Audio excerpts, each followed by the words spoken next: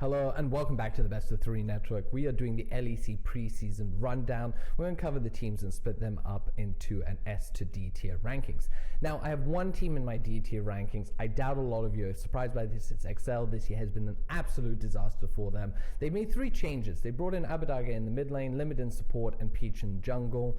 Look, they can't do worse than the previous splits, but I'm just not sure how much better they will end up doing, especially with the other bottom 4 teams having made some pretty good moves. They've never made it to groups, so that's what they're aiming for. The only team I have in C tier, Koi. The fish is floundering. I've been a big fan of Koi/Rogue for a long time now, and they just don't seem to have the same cohesion and identity that they once used to. They've swapped out Trimby for Advienne, but I just don't see how this is going to fix the problems that they've had.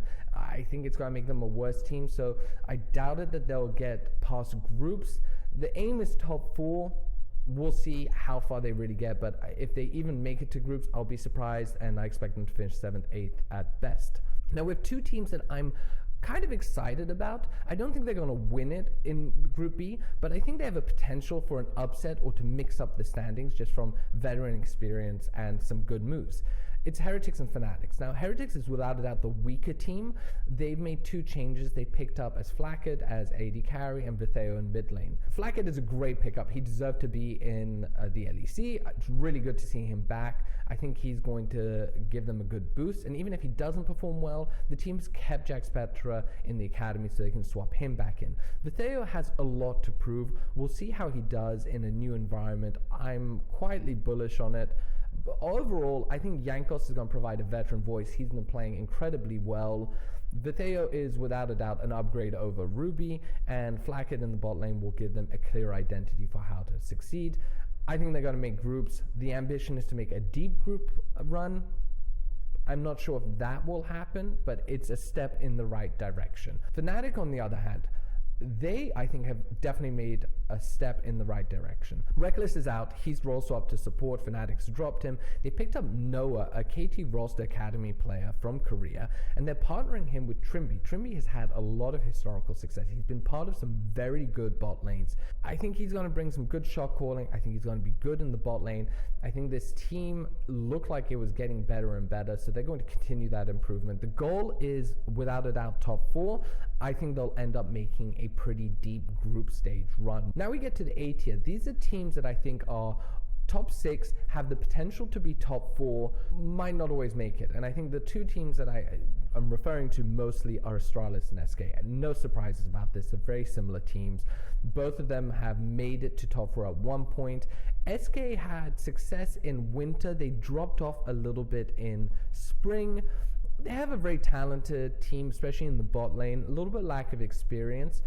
They'll want to continue building on this and try to make it back into the top 4. Unfortunately, I think their success is somewhat dependent on other teams not doing so well, so we'll see how they do. Same can be said for Astralis. They've improved throughout the year. Didn't make it to top 4 in winter, made it to top 4 in spring. They're just going to continue to build on that success, make it back into top 4 and cement their status as a top 4 team as opposed to a top 6 team. We'll see what happens there. Now, the final team I have in the A tier is G2. Maybe this is surprising to some of you. On paper, G2 is a great team, but I just think that Caps has not really been performing very well. I think he's been struggling this year a little bit. The team also has very clear strength in that if they get a snowball, if they do well early game, they know how to turn that into a win. The problem is that when they're even or behind, they're not doing so well. This is an org, though, with players that will not accept anything less than a title. 3 teams in the S tier. Now, realistically, personally, I think I would put Mad Lions a bit lower. It's an odd one. A lot of people have doubted them. They barely beat Fnatic. They beat quite a few teams that kind of choked against them and won a title. But at the end of the day, what really matters is the results, not how you get there. And they're a team that has ended up top 3 in the winter split. They won the spring split. So the results are in. They have veteran experience. They're a title contender for sure. We'll see how they end up doing and if they prove all the haters wrong all over again. Next team in S tier is Vitality. I think no doubt about it. They, on paper, are one of the best teams to ever exist in the EU, but they have failed quite a few times.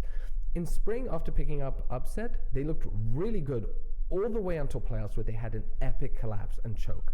I don't know what went wrong, but they are their own worst enemies. If they can fix that, I think they'll win the split.